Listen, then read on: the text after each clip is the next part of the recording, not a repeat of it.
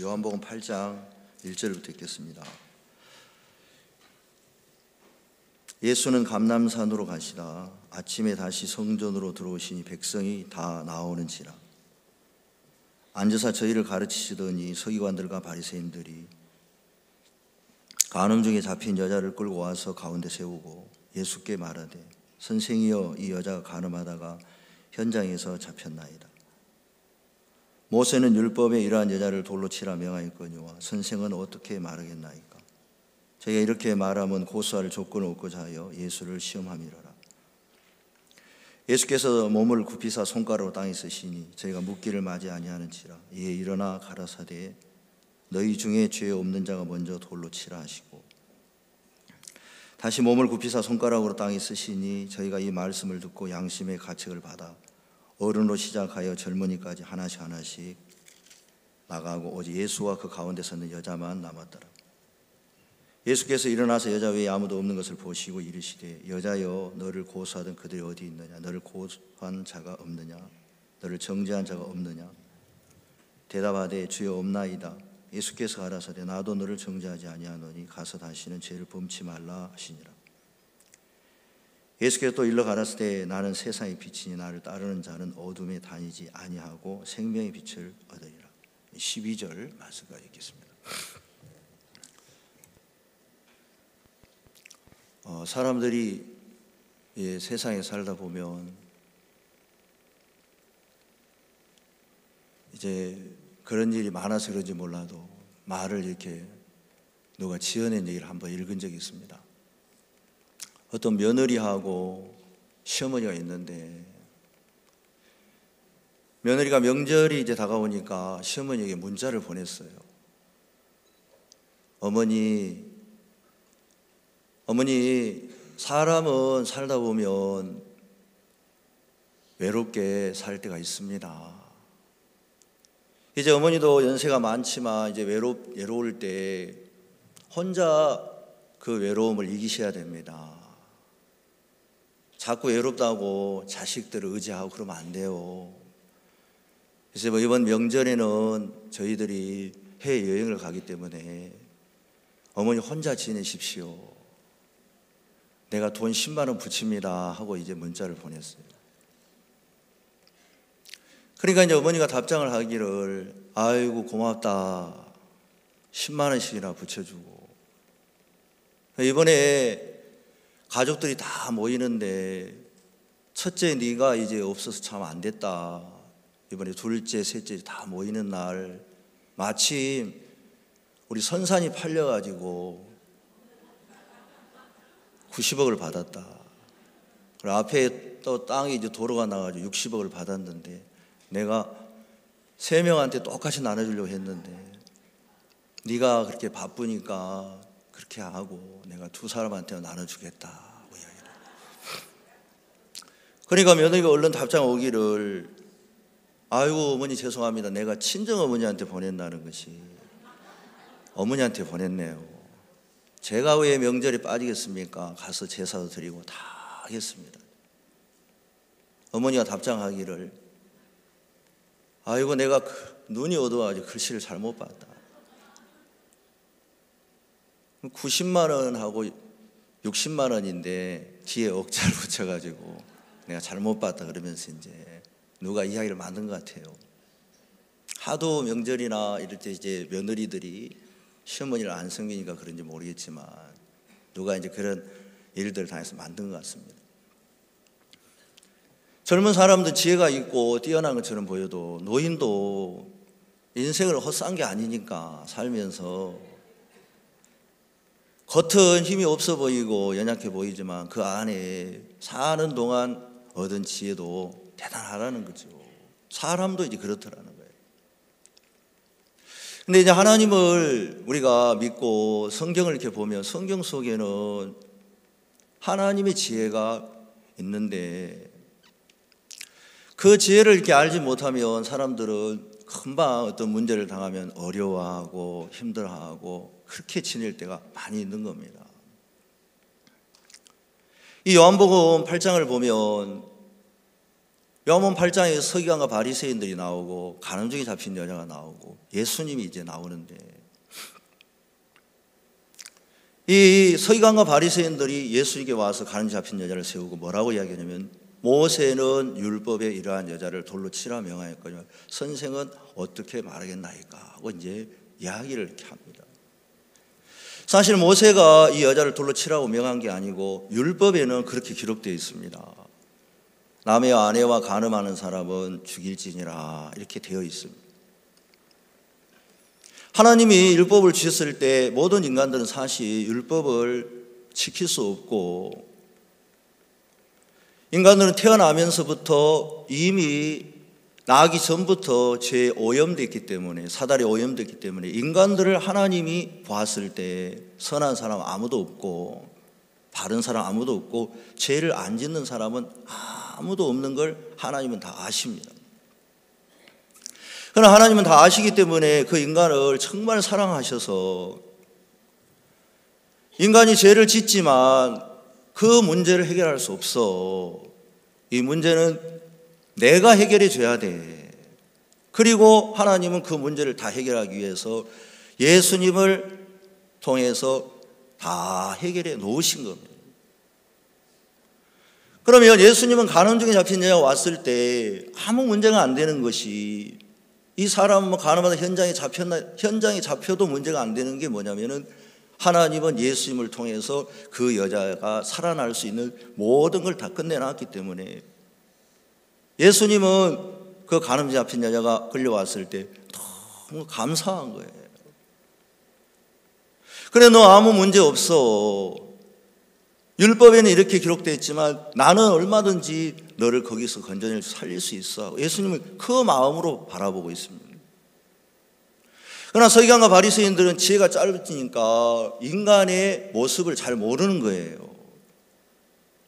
인간이 죄를 이길 수 없고 연약하고 형편한 그 모습을 잘 모르니까, 이제 서기관과 바리새인들은 자기의 짧은 지혜를 가지고 자신을 잘 모르니까, 자기 자신을 정확히 알았더라면, 야, 나도 저 여자와 똑같은 사람이야. 내가 이 여자를 정죄할 게 뭐 있어. 나도 겉으로는 내가 저렇게 하지 않았지만 나 똑같은 사람이 하면, 이 여자는 이 여자를 정죄하는 것보다도 그 여자 앞에 나와서, 또 예수님 앞에 나와서 은혜를 입었을 건데. 그래서 예수님께서 이제 그 사람들 앞에 뭘 가르쳐 주시냐면, 땅에 손가락 쓰시면서 하시는 얘기가 뭐냐면, 너희들 중에 죄 없는 자 돌로 차라. 그 말은 무슨 말이냐면, 너희들 중에 죄 안 짓는 사람 누가 있느냐. 너희들 다 죄인이다. 인간은 다 죄인이다. 로마서에 보면 하나님 뭐라 하냐면, 모든 사람이 죄를 범하였음에 하나 영광 이르지 못하더니, 그렇게 말합니다. 그러니까 사람은 어떤 문제를 당했을 때 그게 나만 당한다고 자꾸 생각을 하는 거예요. 그런데 하나님 편에서는 뭐라고 말씀하시냐면, 야, 이 사람만 당하는 게 아니고 모든 사람이 다 죄를 범했어. 간음증에 잡힌 여자만 죄를 범한 게 아니고 너희들도 다, 서기관, 바리새인, 너희들도 다 죄를 범했기 때문에 너희들 다 죄인이야. 하나님 그것을 가르쳐주고 싶어 하신다. 죄뿐만 아니라 모든 인생을 향한 인생들은, 야, 저 사람은 나하고 달라. 그러면서 사람은 어떻게 사냐면, 서로 사람끼리 자꾸 비교하면, 뭘 좀 알면 내가 더 아는 것처럼. 어느 누가 말하기를, 어떤 사람이 자기가 알고 있는 게 있으면 모르는 사람을 굉장히 무시한다 그러더라고요. 무시를 떠나서 그 사람을 판단하고 저주까지 한다는 거죠. 예를 들면 학교에 가서 선생님이 글을 가르치고 뭘 가르치는데, 학생들이 모르면 선생님이, 아니까 선생님이지, 모르는 학생들한테 그것도 몰라 이렇게 말한다는 거예요. 그러면 학생들은 굉장히 힘들어한다는 거예요. 사실은 학생이 모르는 게 당연하죠. 학생은 모르고 선생님은 가르쳐줘야 되는 것처럼, 부모들도 자식들을 위해서 뭘 가르쳐주면 되는데 부모하고 자식이 다른 이유가 뭐냐면 자식은 지혜가 없고 부모는 지혜가 있으니까 부모가 그 자식의 지혜를 가르쳐주면 되는데 사람들 마음에 뭔가 좀 알면은 그것도 몰라. 제가 군대 갔는데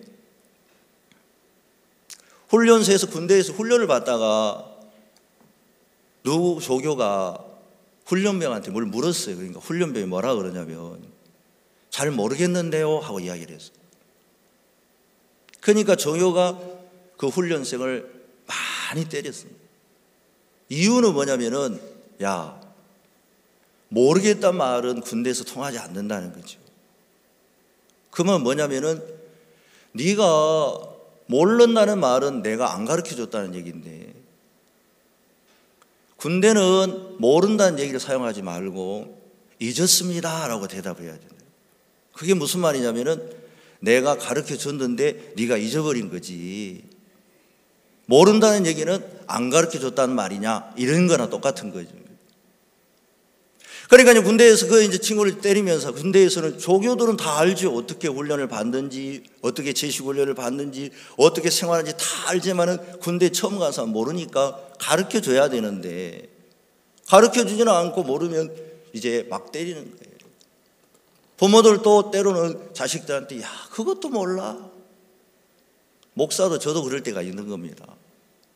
그런데 한 번씩 곰곰이 생각하면 저도 모르는 사람한테 내가 답답해하는 마음을 가지고 판단할 때가 많지만 하나님 편에서 보면 또 나를 이끄는 하나님 종들 앞에 보면 저도 굉장히 답답할 건데 내가 뭔가 좀 아는 걸 가지고 사람들은 판단하고 저주하고 무시하고 그렇게 할 때가 많더라는 거예요.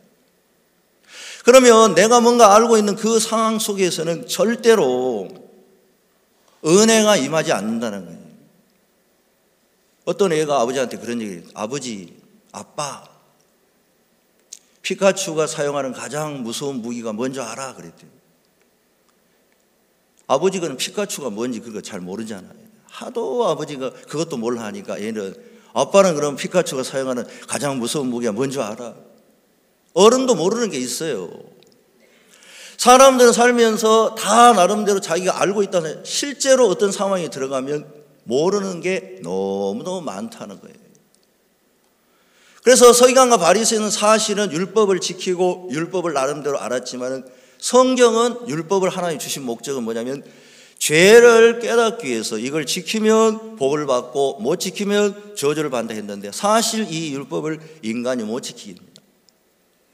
그래서 이 율법 아래에서 죄인 걸 깨닫니 가늠증이 잡힌 여자는 실제적으로 율법을 통해서 자기의 모습을 깨달았으니까 율법이 가져다 주는 그것을 가장 잘 이행한 사람이 누구냐면 가늠증이 잡힌 여자예요.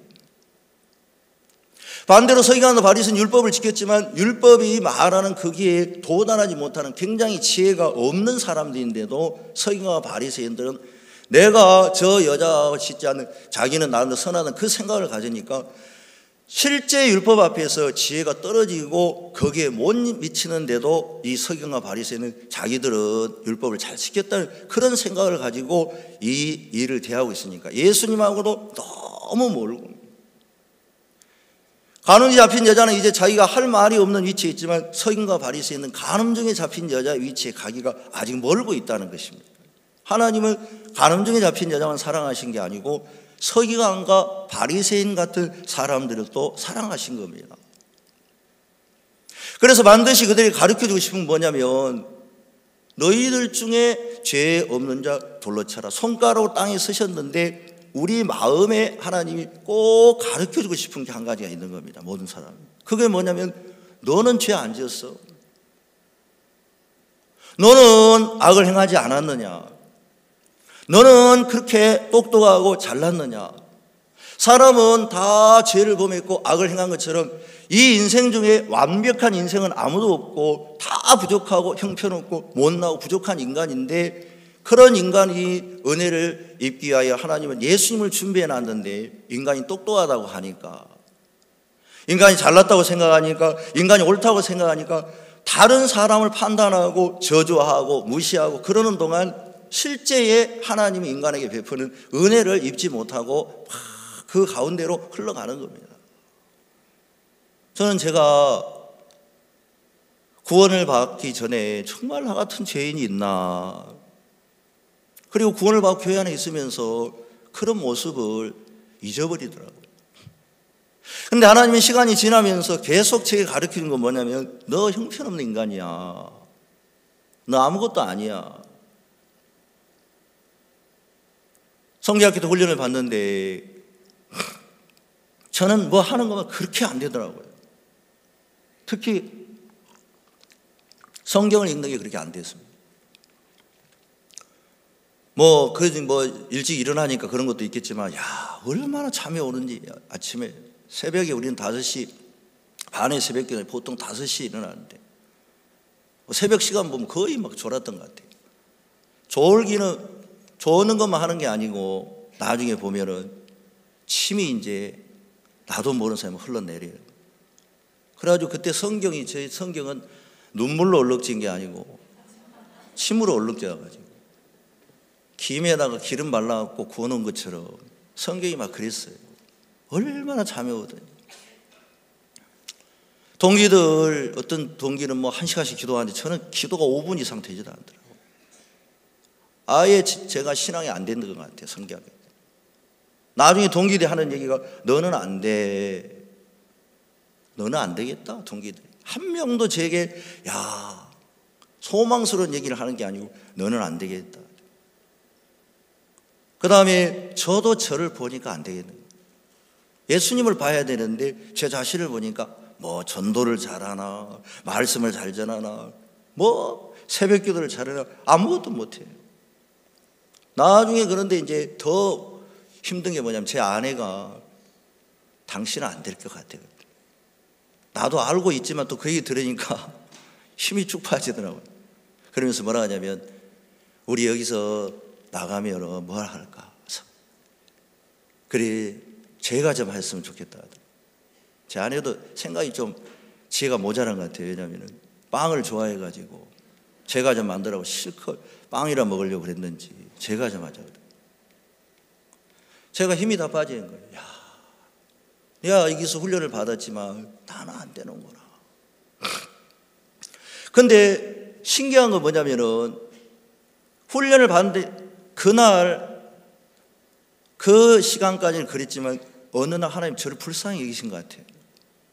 그날 아침에 성경을 보는데 신기하게 성경에 요한복음을 제가 읽고 있는데 저하고 똑같은 사람이 하나 있었어요. 베드로였어요.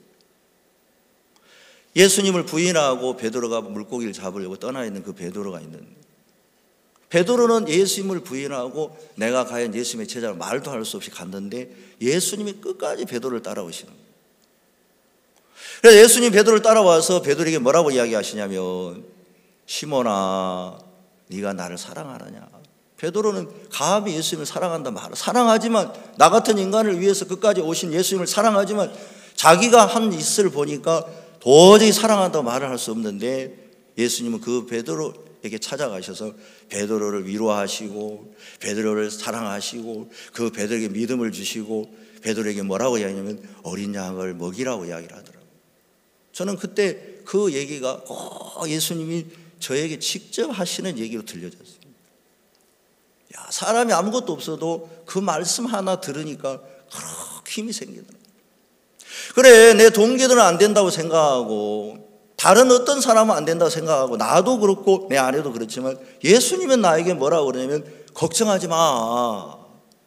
내가 너로 이제 어린 양을 먹이게 할게. 그러니까 이제 그때부터 제가 전도하는데 힘이 생긴 거예요. 전도하다가 영혼이 없으면 하나님께 묻어, 하나님 어린 양을 주세요.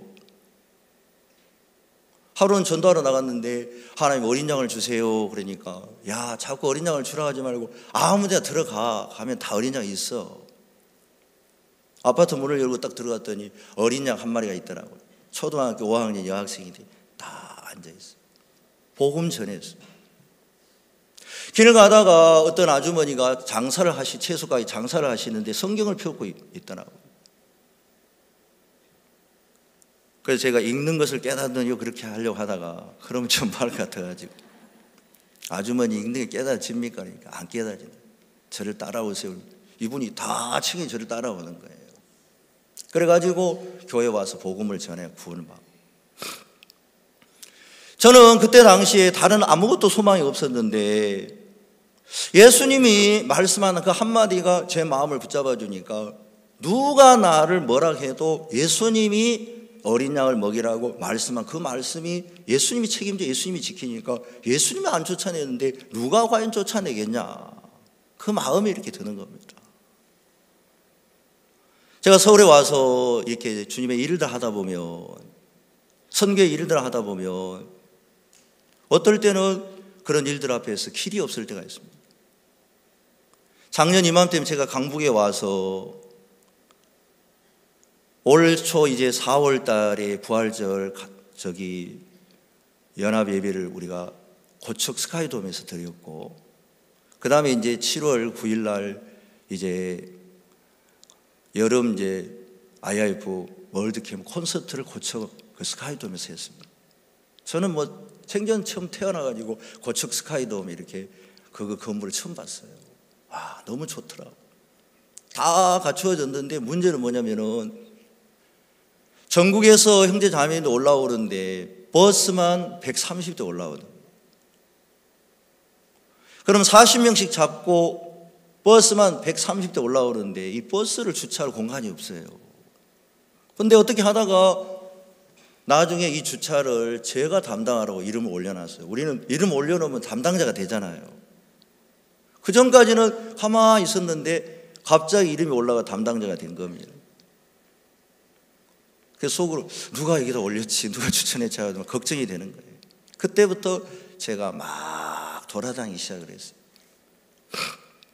늘 차를 몰고 와서 주님이 안 보이고 그냥 주차 장소를 얻어야 되니까 한 바퀴, 두 바퀴, 세 바퀴, 여러 바퀴를 돌았어요. 근데 그 일대는 버스를 세울 만한 것이 전혀 없는데 제 눈에 한 곳 딱 띄는데 그게 어디였냐면 안양천변에 축구장이 두 개가 크게 보이더라고요. 아, 저기다가 버스를 세우면 좋겠다. 빌려주려는 사람 생각도 안 하고 있는데 제가 쳤다가 거기가 제일 좋은 거예요. 거기다 딱 차를 세우면 고척 스카이돔에 들어올 수 있을 것 같은 거예요. 잘 됐다. 근데 이제 차를 가지고 거기 들어가 있는데 출입구를 모르겠는 거예요. 제가 이제 지리를 잘 모르니까. 근데 우리가 이제 다니면서 양천에 우리 장로님께서 한 분이 그 길을 이제 아시는데 우리에게 밥을 사주시고, 제가 장로님께 장로님 저기 들어가는 입구가 어딘지 모르니 저를 좀 안내해 주십시오 하고 제가 이제 장로님 그분하고 또 강남 장로님하고 또 우리 목사님도 몇 분하고 그 길을 걸어가기 시작했어요. 근데 이제 표지판에 뭐가 기록됐냐면 이 축구장은 구로구청 체육진흥과에서 관리합니다 하고 전화번호가 나와 있더라고요. 그래서 제가 전화를 바로 걸었어요. 왜냐하면 일을 담당했으니까. 전화를 거니까 여기 축구장을 좀 빌릴 수 있습니까 하고 이야기하니까 그 담당자가 뭐 하시려고 그러니까 주차장 하려고요 그러니까.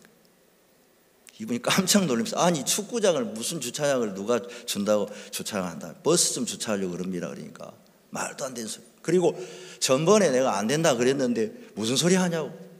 아, 전번에 찾아갔었구나 누가. 그리고 이미 축구장 하나가 대관되기 때문에 어렵습니다 그러는 거예요. 전화를 끊었죠. 다시 제가 전화를 또 이제 이렇게 장로님 보고 하라 그랬습니다. 강남 장로님 보고 장로님 좀 하십시오. 전화하니까 그분이 또 화를 내는 거예요. 그래서 제가 옆에서 안 된다는데 왜 자꾸 전화합니까 하니까 제가 그랬어요. 안 되는 거 몰라서 그러는 게 아니라 길이 없으니까 전화하지. 길이 있으면 뭐 하려고 전화하겠습니까? 그러고 있는데 출입구에서 버스 한 대가 들어오는 거예요. 꼭 하나님께서 손을 흔드신 것 같더라. 야 들어간다 그런 것 같은 거예요. 버스 한 대가 딱 오는데 경찰이 막는데 버스가 들어오는 거예요. 나중에 알고 보니까 그때 이제 뭐 대통령 선거하기 전에 이제 전당대회를 하는 어떤 당에서 전당대회를 하는데 당원들이 모여가지고 고척 스카이돔에 모이는데 버스를 주차할 거 없으니까 자기들도 그냥 밀고 들어오는 거예요. 그래서 제가 야 그걸 딱 봐가지고 그분한테 이야기했어요. 여기 버스가 들어옵니다. 그러니까 이분이 장난친 줄 알더라고요. 뭐라고요? 아, 여기 버스가 들어오는데 왜 안 빌려준다 합니까? 하고 바로 구로구청 이제 체육진흥과에 딱 갔어요. 그러니까 이분이 어디서 오셨습니까? 그러니까 방금 전한 사람이요. 아니, 이렇게 빨리 왔습니까? 내가 좀 바빠요. 이것만 할 수 없고 다른 일도 해야 되는데 좀 도와주십시오. 그러니까 가 있으라고 연락 주겠다고. 그 가는데 연락이 오기를 절대로 안 된다는 거. 우리 과장님이 말씀하시기를 이건 절대로 될 수 없다고 이야기했어요. 그래서 다시 갔는데 그 과장님이 이야기하시는 거예요. 죄송합니다. 절대 안 됩니다. 아, 근데 다른 사람도 들어봤잖아요. 그러니까 그건 우리 허락 없이 사람이 들어온 거라고. 옆에 있는 목사님께서 그래도 책임을 지셔야 되지 않습니까? 그러면 우리는 안 되지만 제가 직소민원과라는 데를 가르쳐 줄 테니까 거기 가십시오. 그 직소민원과에 가니까 거기는 이제 직접 소원을 하는데, 이제 안 되는 일만 가지고 가는 데가 직접 소원하는데, 거기 가니까 거기 계신 주무관님하고 실장님이 굉장히 따뜻한 분이더라고요. 우리 사정 이야기를 딱 듣더니 이거 도와줘야 되겠네 그러시더라고요. 목사님 다음에 한번 더 오시면 우리가 이거 도와드리겠습니다 하고 이제 체육진흥과가 있고 치수과라는 건데, 치수과는 뭐냐면 거기에 사이클이 다니는데, 거기에 사이클을 다니다가 버스가 부딪히면 사고 나면 책임을 져야 된다는 거예요. 그리고 그 둘레를 뺑 둘러야 되고 뭐 부서지면 전부 다 그거 다 보수해야 된다는 거예요. 그래서 처음에는 이 치수과 과장님이 절대 안 된다고 했는데 나중에 이거 그러면 책임을 지면 내가 빌려주겠다 그래가지고 이 직수민원과에 있는 실장님이 체육진흥과 이분들 다 이제 마음을 얻어서 모든 이제 그거 처리해 주기로 하고 이제 얻었어요. 근데 이제 직수민원과 실장님이 가만히 보더니 그냥 공짜로 빌려주니까 이게 좀 아쉬운가 봐요. 그래가지고 체육진흥과 그 이제 팀장님에게, 과장님 밑에 이제 팀장님, 그 우리를 빌려준 팀장님에게 이거 주차비 받아야 되는 거 아니냐 그러더라고요. 주차비만 해도 한 300만 원 되었는데, 그 이제 팀장님이 뭐라 그러냐면은 아니 주차장을 빌려줘야 받지, 빌려주지도 않는 주차장을 어떻게 받습니까? 그 말이 무슨 말이냐면 정식적으로 빌려주면은 허가가 나가지고 빌려준 거기 때문에 앞으로 계속 빌려줘야 되니까 이분들은 서류로는 안 되는 거예요. 그래서 특별법으로 그걸 하는데 돈 받으면 이거는 안 된다는 거예요. 돈 못 받습니다. 야, 그분이 꼭 우리 형제 같은 거예요. 그래도 또 청소도 해야 되는데 청소하거나 운동장이 이제 운전수들이 파손하면은 다시 복구해야 되냐 하니까 이분이 뭐라 하냐면은 요즘 운전사들이 운전을 얼마나 잘하는데 파손 날 게 뭐 있습니까? 그러더라고요. 그럼 쓰레기 버리면 어떻게 하냐? 요즘 교인들이 무슨 쓰레기 버리겠습니까? 안 버립니다.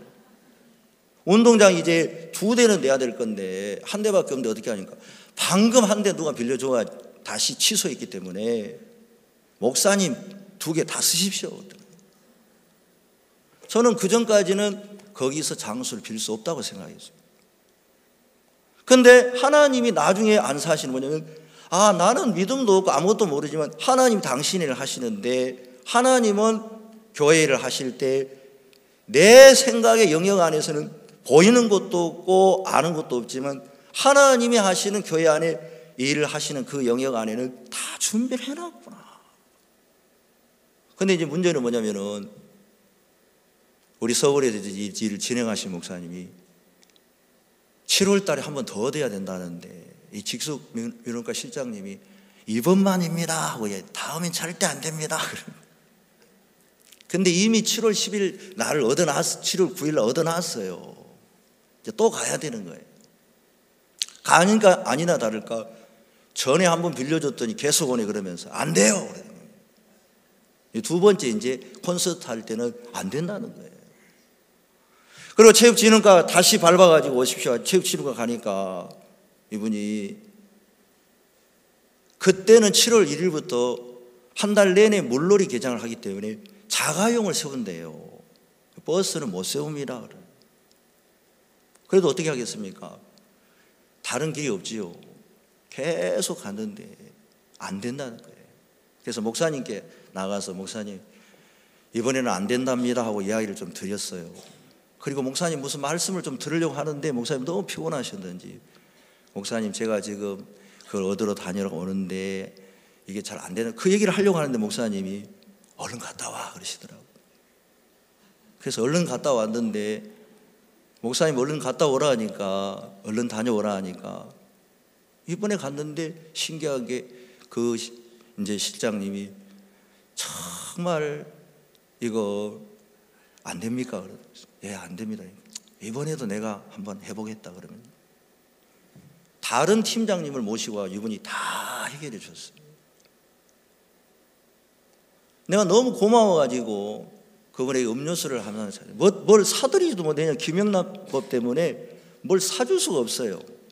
그래서 10,000원짜리 음료수, 10,000원짜리는 괜찮아요. 음료수는 음료수 하나 사가지고 갔는데 실장님이 안 계시더라고요. 그 주무관이 하는 얘기가 우리 실장님이 진급했습니다. 뭘로 진급했냐면은 체육진흥과 과장이 된 거예요. 그러니까 체육진흥과 제일 높은 사람이 된 거예요. 이제 그분이 됐으니까 또 그분 의지하면 안 되겠죠. 우리는 저는 그분 또 저분 또 과장님 됐으니 하나님 확실하게 다 얻어놨구나 하지만 또 사람 의지하면 어려움 당하죠. 그래 교회 일들을 할 때 보면 길은 없어요. 어떨 때 보면은 그러나 내게는 길이 없지만 하나님에게는 길이 있더라고요. 다윗이 어느 날 성경을 보면 우리아의 아내 바세바 동침한 다음에 하나님 앞에 죄를 짓고 다윗의 죄는 사함을 받았지만 하나님이 바세바를 통하여 낳은 그 아이를 쳤습니다. 다윗이 그 아이를 살려달라고 하나님께 간절하게 기도했어요. 신하들이 볼 때 다윗이 너무 안쓰럽게 기도하니까 저 아이가 살았으면 좋겠다 싶은데 아이가 딱 죽어버린 거예요. 그래서 신하들이 죽은 아이를 알려야 되는데 못 알리는 게 왜냐하면 다윗이 너무 슬퍼할까 봐 못 알리는 거예요. 못 알리는데 이 다윗이 눈치챘어요. 그래서 아이가 죽었느냐 그러니까 다윗이 예 죽었습니다. 다윗이 그 전까지는 막 기도하더니 갑자기 이제 일어서서 옷을 목욕을 하고 기름을 바르고 옷을 갈아입고 나라 일을 보는 겁니다. 신하들이 너무 이상해서 물어봤어요. 아니 임금님 아이가 살았을 때 그렇게 간절하게 기도하더니 죽은 뒤에는 더 슬퍼할 줄 알았는데 왜 이렇게 하십니까? 그러니까 다윗이 하는 얘기가 내가 얘가 살았을 때는 하나님이 혹시 살려줄까 봐 기도했다. 근데 하나님이 죽이셨는데 내가 더 이상 거기에 밀어둘 게 뭐 있냐. 이제 이 아이가 살아나지 못한다고 하는데 내가 거기에 밀어둘 게 뭐 있냐 하면서 다윗이 다시 솔로몬이 이제 바세바와 동침하고 낳은 아들 솔로몬이 제가 그 성경을 읽으면서 꼭 지난날에 살아온 제 모습을 보는 것 같아요. 저는 다윗처럼 뭘 자꾸 했냐면 제 자신을 바꾸려고 노력을 많이 했습니다. 말씀에서는 내 인간의 근본은 안 된다. 여러분 솔로몬 말고 처음에 바세바를 통째로 낳은 아이는 죄악의 시기 때문에 안 되는 거예요. 그거는 아무리 살려나와야 오히려 다윗의 괴로움을 당할 수밖에 없는 것이고 안 되는 거예요. 그래서 하나님은 이 다윗에게 이 아이는 죽이지만 솔로몬을 다른 것을 주고 싶어하는 것처럼 하나님이 내게도 뭘 주고 싶어 하시냐면 죄사함을 받고 난 다음에도 내가 신앙을 할 수가 없는 걸 하나님은 말씀을 많이 하셨어요. 왜 안 되냐면 내 육신은 사단으로 말미암아 오랫동안 오염됐기 때문에 내가 아무리 기도를 열심히 해도 나는 안 바뀌는 거더라고요. 내가 아무리 애를 쓰고 기도하고 울고 금식하고 철야하고 다 해도 내 자신은 절대 안 바뀌는 거예요. 그런데 저는 미련하게 다윗처럼 내 자신을 바꾸려고 참 많이 했는데 하나님은 그거 말고 네가 아무리 금식하고 네가 아무리 울고 네가 아무리 애써도 그 아이는 죽었어.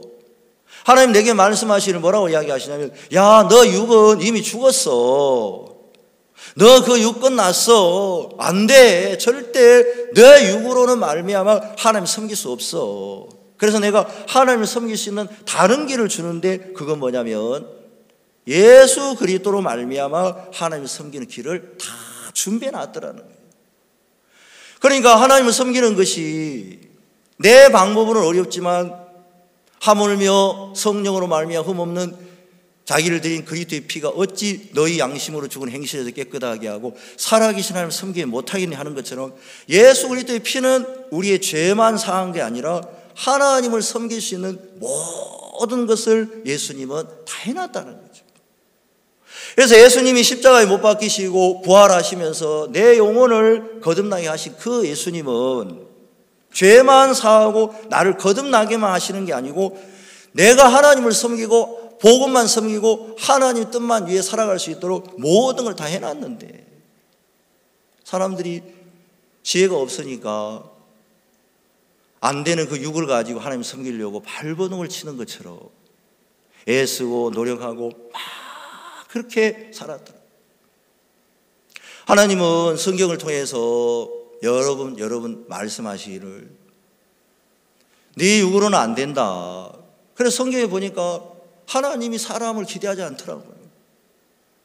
하나님 아브라함을 기대하지 않아요. 아브라함은 믿음의 조상인데 아브라함을 하나님이 기대하지 않더라고요. 아브라함이 약속을 받은 뒤에도 믿음이 없어서 자기 아내를 누이라고 속였고 아내도 뺏긴 적도 있었고 또 이스마엘을 낳은 적도 있었고 여러 번 자기 얘기를 하지만 하나님은 아브라함에 대하여서 전혀 기대하지 않는 거죠. 왜냐하면 네가 아무리 네 생각을 이야기하고 이스마엘을 낳든지 뭐하든지 그거는 너 사정이고 나는 내 일을 할 거야. 그래서 아브라함은 전혀 상관없이 하나님은 아브라함이 이삭을 주시고 하나님의 뜻을 이루어 가시고 하나님 이끌어 가니까 아브라함이 잘나가지고 믿음의 조상이 되는 게 아니고 하나님이 아브라함이 주신 뜻을 가지고 가니까 결국에 하나님의 뜻이 나타나요. 아브라함만 그런 게 아니라 하나님은 다윗도 기대하지 않다. 하나님은 베드로를 예수님은 기대하지 않더라고요. 어느 날 예수님께서 베드로에게 뭐라고 이야기하시면 야 네가 나를 모른다고 부인할 거라. 베드로가 나는 절대 당신을 부인하지 않겠습니다. 아니야 네가 나를 모른다 부인해. 베드로가 부인했습니다. 예수님은 오히려 베드로가 부인할 걸 이야기하시고 베드로가 부인했을 때 야 세상에 네가 선생님을 부인해 그렇게 하지 않고 너 내가 말했잖아. 하나님은 성경에서 인간을 기대하신 적이 한 번도 없어요. 요한복음에 보면 친히 그들 속에 무엇인지 아시고 인간을 하나님 의탁지 안 했다 그랬어요. 예수님이. 그러니까 하나님은 나도 기대한 적이 없었더라고요. 그런데 시간이 지나고 보니까 내가 나를 기대한 적도 많았고 목사님이 나를 기대할까 했는데 목사님도 나를 기대하지 않더라고요. 아무도 나를 기대하지 않는데 누가 자기를 기대하면 자기가 자기를 기대하면서 내가 이렇게 살았어 내가 저렇게 살았는데 정죄하고 그러는데 이 간음주의 잡힌 자를 정죄하는 건 주위에 있는 서기관 바리새인만 정죄하는 게 아니고 간음주의 잡힌 여자도 자기를 정죄해요. 내가 왜 이랬나. 주님은 뭐라고 이야기하시냐면 야 너는 원래 그럴 수밖에 없어.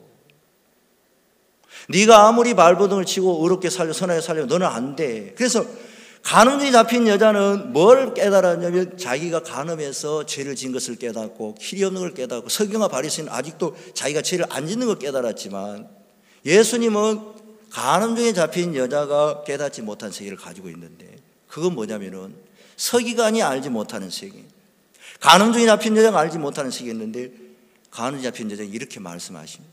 야 너 간음한 현장에 잡힌 이거 네가 그렇게 한 게 아니라 너는 그렇게 할 수밖에 없어. 괜찮아. 나는 그걸 다 알고 있어. 내가 이 문제를 다 해결해 줄 거야. 예수님은 베드로를 대할 때도 그 베드로에게 당신의 뜻을 그대로 나타내었어요. 베드로야 네가 나를 부인할 거야. 그러나 내가 네 믿음이 떨어지지 않기를 너를 지켜줄 거야. 아무리 이야기해도 베드로가 말귀를 못 알아듣으니까 내가 당신을 위해서 오게도 죽는데도 가겠나 하는데 예수님이 아니야.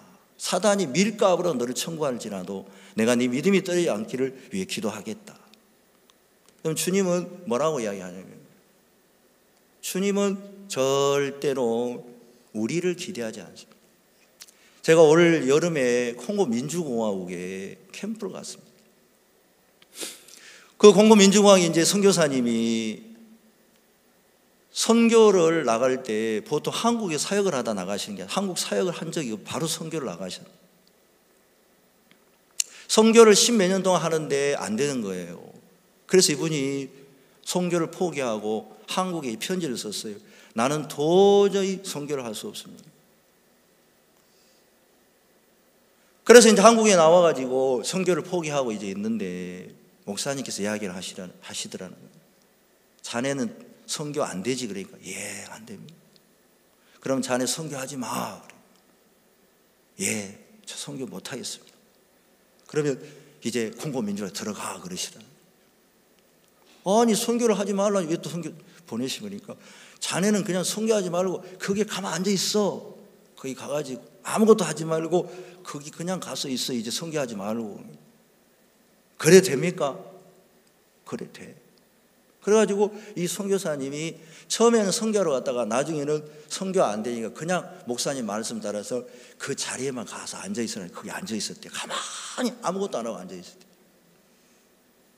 그런데 신기한 건 뭐냐면 그때부터 사람들이 막 연결되고 구원을 받는 거예요.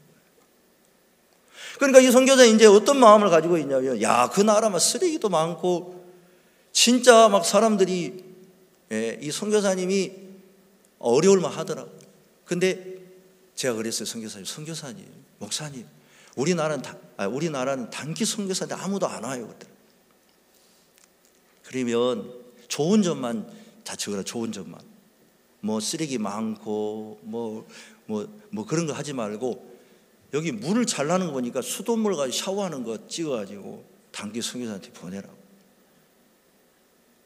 좋은 점만 찍어 보내라니까 이분이 딱 마음 바꿔가지고 그렇게 했더라고요. 이번에 이제 홍보할 때, 굿뉴스 홍보할 때 그거 딱 찍어가지고 보내더라고요. 좋은 점만. 근데 콩고 민주공화국이 얼마나 좋은지요. 말씀을 전하면, 저는 아프리카도 반응이 이렇게 전혀 없는 그런 나라들이 있어요.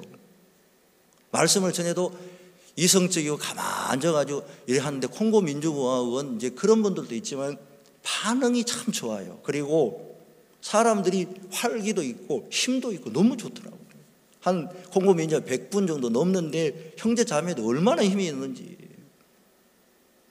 근데 이 선교사님이 또 선교를 하다 또 한 번 시험이 든 게 뭐냐면, 다른 아프리카에서는 장관님들도 한국에 모시고 오고 뭐 이런 자기는 한 번도 못 모시고 오던 거예요. 그래서 또 목사님께 가가지고, 목사님 저는 잘 안 됩니다. 그러니까 목사님이, 자네 그렇게 생각하지 마. 하나님은 다 그 나라에 맞게 선교하셔. 그래서 이 나라는 뭐 스와질랜드 나라도 역사하고 콩고 민주공화국도 역사해. 그거 속지 마.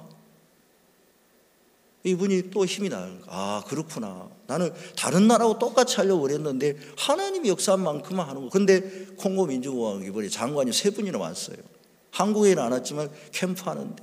그리고 거기 대학교 총장님이 한국에 와서, 그때 동서울교회인가 어떤 자매님이 자기 집에 가서 민박을 했는데, 이분은 다른 거 하나도 기억하지 않고 그 민박만 기억해. 민박. 그것 때문에 이분이 마음을 다 열고 자기 학교, 우리나라 따지면 서울 교육대 정도 되는데 그 학교에 있는 강당 빌려주고 기숙사 빌려주고 모든 걸 다 빌려줬어요. 자기 차도 내줘가지고 이제 집회하는 동안 다니도록 만들어줍니다.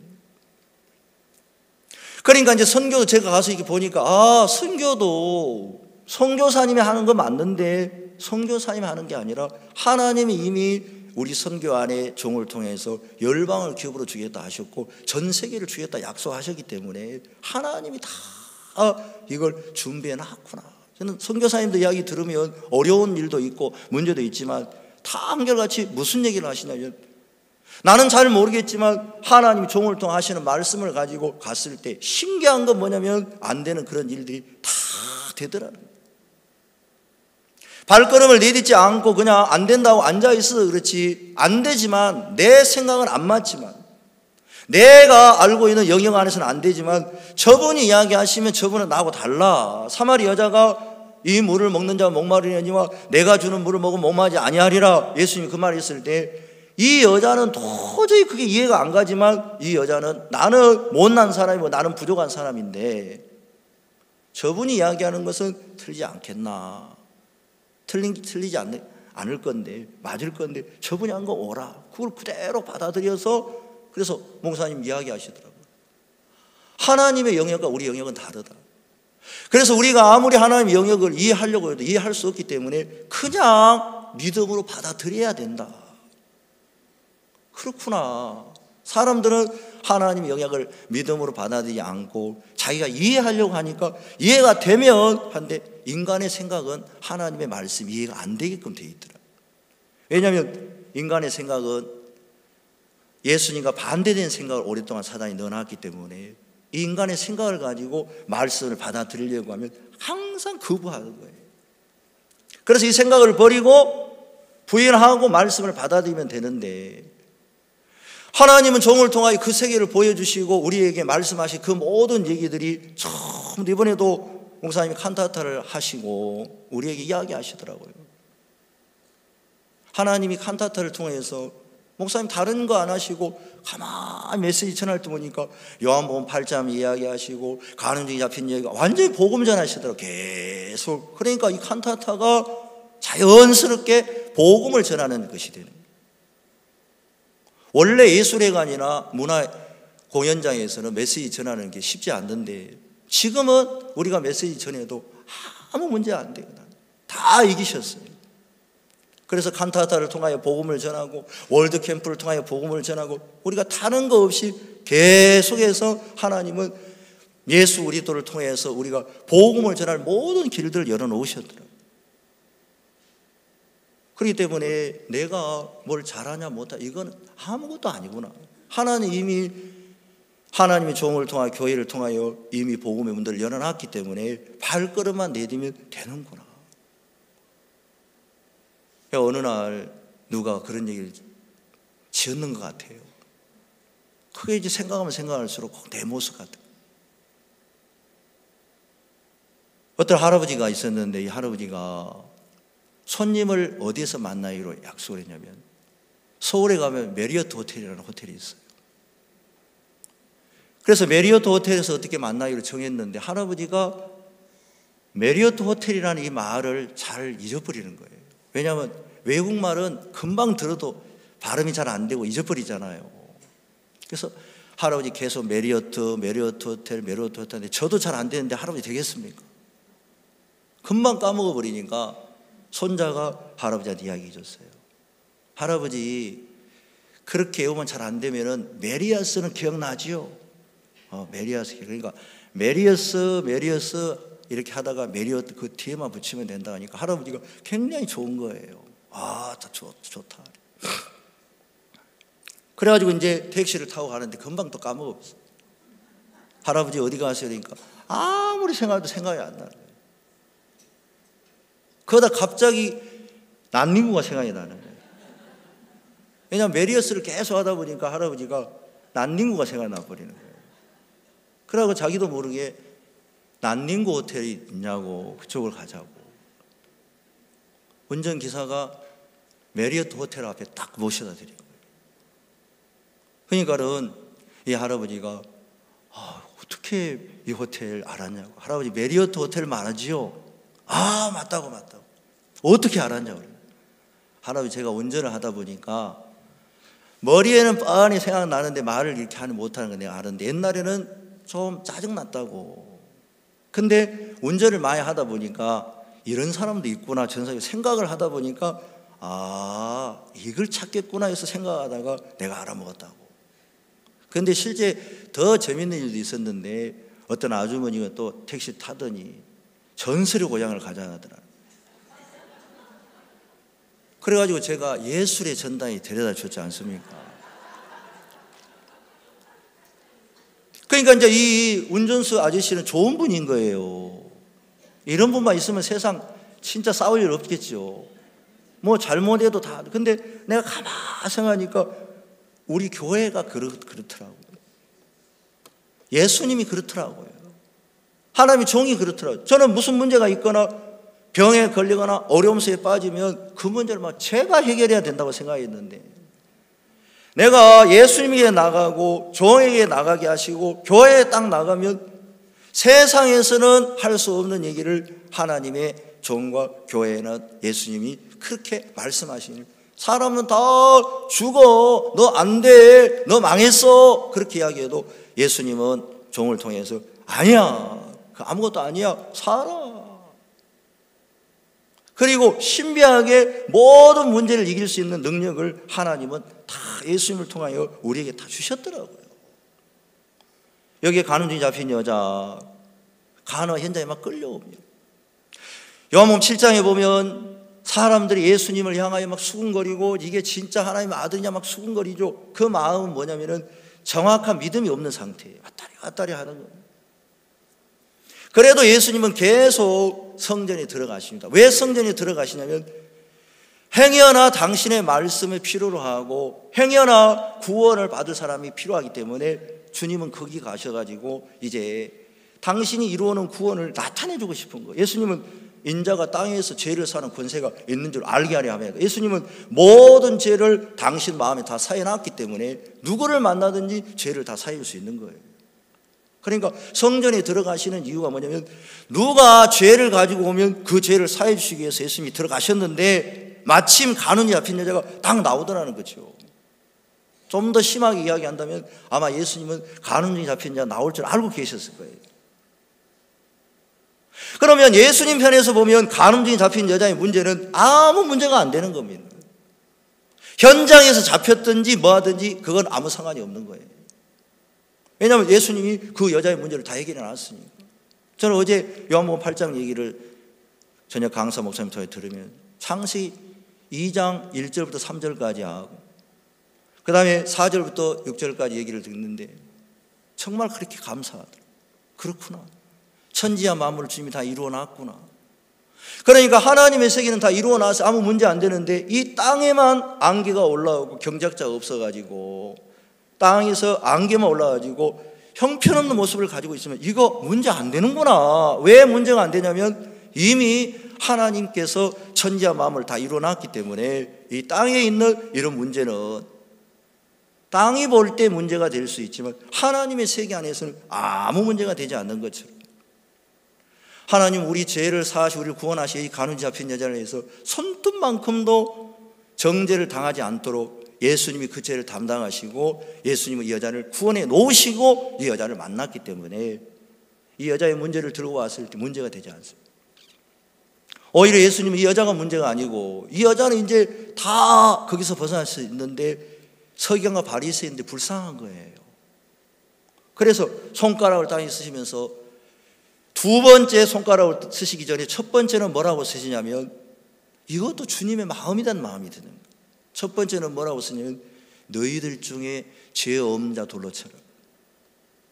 그 말은 뭐냐면 넌 죄 안 지었어. 너 다 죄인이야. 너도 간음죄 잡힌 자와 똑같아.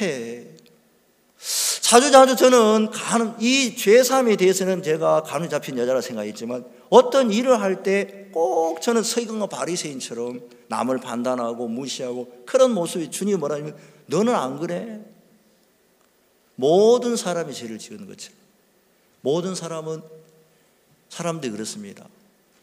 병 걸려 죽든지 뭐 하든 사람들이 두려워했던 거는 여러분 병 걸려 죽든지 아니면 나이가 들어 죽든지 뭔지 여러분 한 번 죽는 건 사람이 정하신 거니까 다 죽습니까 안 죽습니까? 그래서 좀 빨리 죽는다고 슬퍼할 필요 없어요. 다 죽는 거예요. 그러면 죽음에서 벗어나요. 근데 마치 사람이 내가 좀 빨리 죽으니까 더 어려운 것처럼 생각하면 괜히 그거 죽음도 문제가 되는데 한 번 죽는 것은 사람이 정하신 거니까 다 죽습니까 안 죽습니까? 다 죽어요. 예수님은 다 죄를 지었어요. 다 간음죄 잡힌 여자야. 그런 것처럼 때로 우리에게 성도들에게도 제게도 이야기하다. 너도 아무것도 아니야. 너 좀 설치고 뭐 안다고 네가 가르친다고 네가 그렇게 하는데 너 아무것도 아니야. 하나님 내게 이 마음을 말씀을 통하여 보여주시는 거예요. 나도 너를 정죄하는 이 말씀도 감사하지만 어느 날 주님이 내게 너도 똑같아. 너도 아무것도 아니야. 너 형편없는 인간이야. 저는 형편없는 인간이 안 되고 싶고, 남보다 더 뛰어나고 싶고, 남보다 더 잘하고 싶고, 좋은 것을 갖고 싶은데, 하나님은 뭐라 하냐면, 인간은 모든 사람이 죄를 범하였으면 하는 것처럼 인간은 다 안 돼. 누구만 안 되는 게 아니라 너도 안 되고 다 안 돼. 근데 주님이 뭐라 그러냐면, 간음죄 잡힌 여자로서는 안 되지만, 예수님이 그 간음죄 잡힌 여자, 그 뒤에 뭐라고 이야기하시냐면, 너를 정죄한 자들이 있느냐? 그러니까 없나이다. 예수님이 뭐라고 이야기하시냐면, 나도 너를 정죄하지 않는다. 왜냐하면 하나님이 정죄하지 않는데 예수님이 누구를 정죄할 수 있겠습니까? 예수님은 간음죄 잡힌 여자의 죄를 사했을 뿐만 아니라 하나님도 이 여자를 정죄하지 않도록 다 해놨기 때문에 정죄하지 않는다는 거예요. 그리고 또 이 여자에게 뭐라고 이야기하시냐면, 우리 성경 좀 보겠습니다. 8절, 다시 몸을 굽히사 손가락으로 땅에 쓰시니, 9절, 저희가 이 말씀을 듣고 양심의 가책을 받아 어른으로 시작하여 젊은이까지 하나씩 하나씩 나가고 오직 예수와 그 가운데서는 여자만 남았더라. 예수께서 일어나서 여자 외에 아무도 없는 걸 보시고 이르시되, 여자여 너를 고소한 그들이 어디 있느냐? 너를 정죄한 자 없느냐? 대답하되 주여 없나이다. 예수께서 가라사대 나도 너를 정죄하지 아니하노니 가서 다시는 죄를 범치 말라 하시니. 예수님도 정죄를 할 수가 없어요. 왜냐하면 하나님이 이 여자를 정죄하지 않도록 해놨기 때문에 예수님도 정죄를 할 수 없게 해요.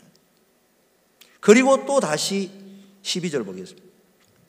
예수께 또 일러 가라사대 나는 세상의 빛이니 나를 따르는 자는 어둠에 다니지 아니하고 생명의 빛을 얻으리라. 이 여자를 보고 다시 가서 죄를 범치 말라 하신 이 말은 뭐냐면, 내가 죄를 안 범하는 게 아니라 예수님이 그렇게 말씀하셨다면 우리를 죄를 범치 않도록 만들어 주신다는 겁니다. 그리고 나를 따르면 어둠에 다니지 않도록 해놨기 때문에 사람들은 죄 사함은 받아들이지만 삶도 내가 구원받고 앞으로 어떻게 살까 두려워하고 근심하고 걱정하고 또 죄를 지면 어떻게 하지 이런 생각하는데, 걱정할 필요가 없는 것은 뭐냐면, 예수님이 정죄하지 않는다고 말씀하셨을 뿐만 아니라 다시 가서는 죄를 범치 말라고 하셨다면 죄를 범치 않도록 예수님이 해주신다고 하시고, 또 그것을 못 알아먹으니까 또 일러 가라사대 나는 세상의 빛이니 나를 따르는 자는 어둠에. 여러분, 예수님을 우리가 섬겨야 되고 예수님만 믿게 된다면 그 예수님은 우리를 죄를 이기도록 만들어 주시고 또 하나님을 섬기도록 만들어 주시고, 그래서 내가 죄를 안 짓고 내가 죄를 이기는 게 아니라 죄 사함 받은 모든 성도들은 그 삶 자체가 예수님으로 말미암아 모든 일이 하게 되어져 있더라는 거예요. 강교한 사단은 꼭 다윗에게 역사와 똑같이 죽은 아이들 붙들고 살리려고 하는 것처럼, 구원받은 그리스도인들도 신앙이 어려운 것은 안 되는 육을 붙들고 자기가 하려고 애를 씁니다. 주님은 뭐라고 이야기하냐면, 이제 일어나라. 그거 놔둬라. 그거 하지 말고 내가 주님을 섬길 수 있도록 예수 안에서 성령으로 말미암아 새로운 삶을 주었기 때문에 이제 하나님이 이루어놓은 그 말씀만 받아들이게 되기를 원하십니다.